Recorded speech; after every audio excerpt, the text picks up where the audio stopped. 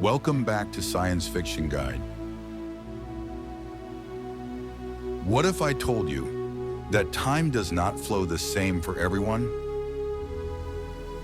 Not just faster or slower, but fundamentally different. Right now, your space-time feels normal. Seconds tick forward. Causes lead to effects. But near a black hole, time itself begins to fail. Clock slow, light bends, the future collapses into the present.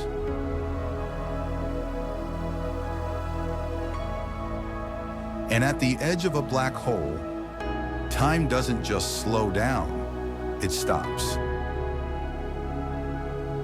Tonight we're going to descend into a black hole.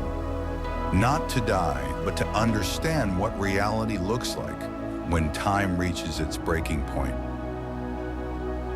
Every human lives inside their own personal space-time. Your position in space is unique. No one else can exist exactly where you are.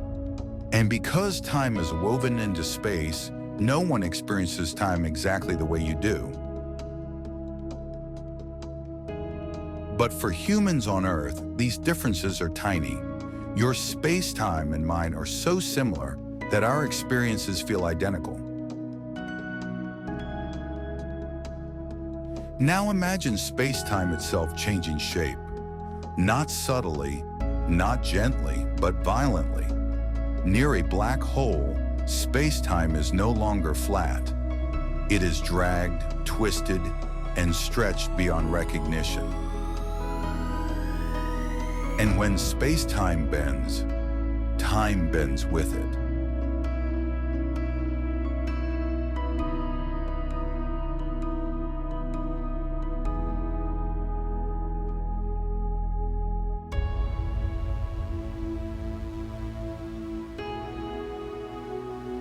A black hole is a region where space-time is curved so severely that all possible paths lead inward.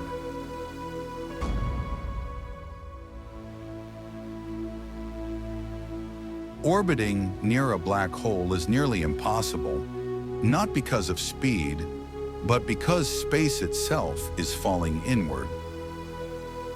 Still, with powerful enough engines and impossibly strong technology, we can hover. So let's imagine our spacecraft is equipped with infinite thrust, an anti-gravity system, and bones that won't be crushed. As we point our engines toward the singularity, we fight space-time itself. The closer we get, the harder the universe pushes back. As we descend, something strange happens. Light no longer behaves. Photons from the universe above us begin to curve downward, dragged by gravity. The sky starts wrapping around us. At a critical distance, we pass the photon sphere, the last orbit where light can circle the black hole. Below this point, no light from the universe can reach us directly.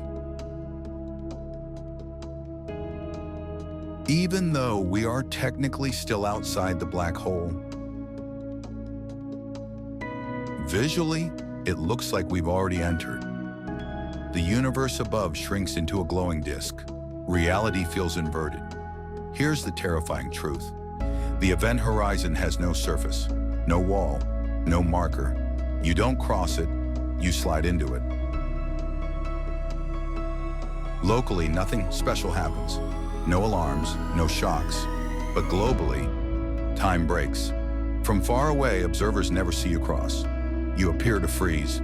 Your clock slows and slows and slows until it stops. You become locked in time, forever hovering at the edge. Before descending, we leave a probe behind. orbiting safely at the ESSCO. Every time it passes overhead, it sends a radio signal at 10 megahertz. Frequency is time. If time flows differently for us, the signal will change. As we descend closer to the horizon, the signal drops. 10 megahertz, 8, 5, 2.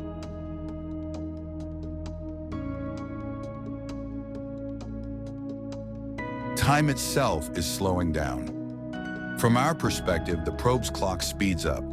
From the probe's perspective, our time is dying. At the event horizon, the signal stretches to 0. One final wave, then silence. This is not an illusion. Time must stop at the event horizon because space-time itself is falling inward, at the speed of light. Nothing can move faster than light. So for time to continue forward, it would have to outrun space-time.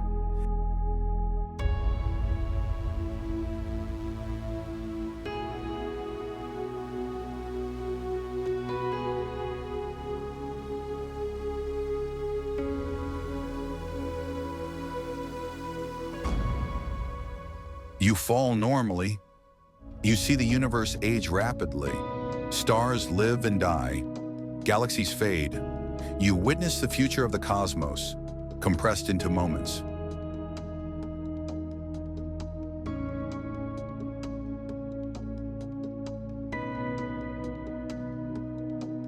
Both views are correct. Because time is not universal, it is personal. A black hole doesn't destroy time. It exposes its limits.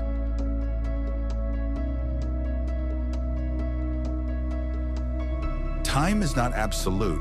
It is shaped by gravity, and gravity can twist it until it stops.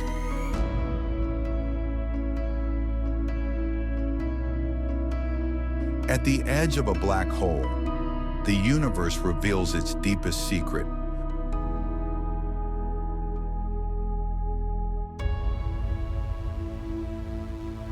Reality has a speed limit, and time cannot survive beyond it.